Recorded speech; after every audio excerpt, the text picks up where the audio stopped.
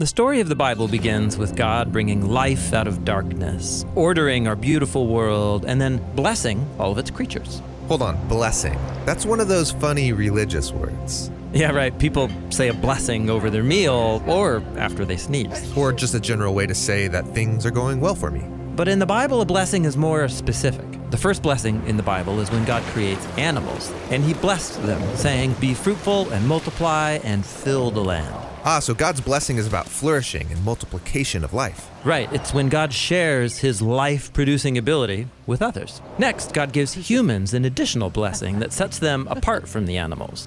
Not only are we one of God's creatures that can generate new life, we've also been appointed as God's representative image to rule and oversee this whole flourishing world on God's behalf. So part of our blessing is to take care of God's blessing for all creation. And God wants us to rule while trusting in his abundance, to eat from the tree of blessing, that is, the tree of God's own eternal life. Now there is another tree to eat from. Yes, and it represents this decision to try and seize abundance and life on our own terms by our own wisdom. The humans encounter a deceptive creature who tricks them into eating from this other tree, thinking it's a shortcut to blessing. And instead of blessing, this tree brings a curse. A curse? You mean like a magic spell? No, in the Bible, the curse is when God hands people over to the consequences of seizing our own blessing on our own terms. It's a curse because instead of abundance and life, we end up with scarcity, isolation, and death. So God curses the ground, and instead of fruitfulness, there will be famine.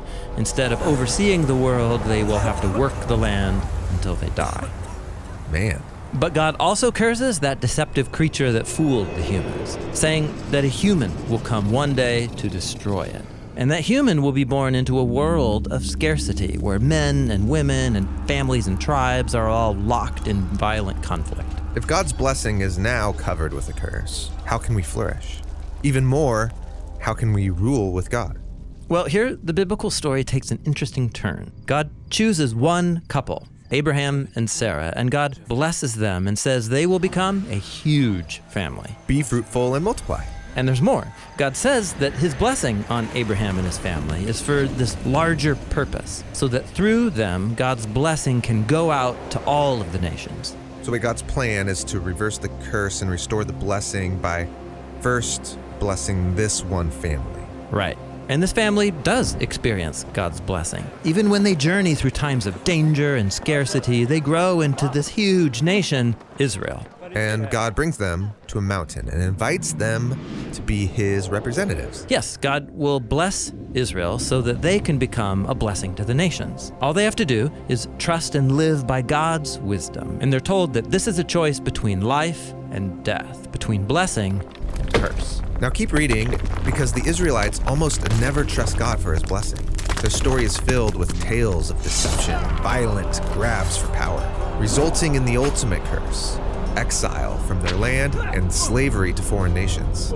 But Israel's prophets, who lived through all of this, they still trusted in God's promise to Abraham. And they anticipated a future Israelite who would come to restore God's blessing and reverse the curse for Israel and for all the nations. When we turn to the story of Jesus, we find Israel still experiencing the curse, living as slaves to the Roman Empire. But Jesus, he so trusted in God's blessing. He claimed that it was arriving in a new way through himself. He wanted his followers to trust in God's abundance, to share and be generous. And he even taught his followers to bless people who curse them.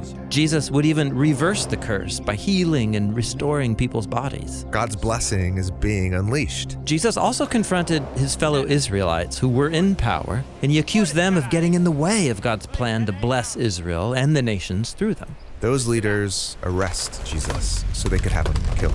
And instead of fighting back, Jesus believed that he was that chosen Israelite who would face the curse that Israel and all humanity deserves, and he would allow the curse to fall on him.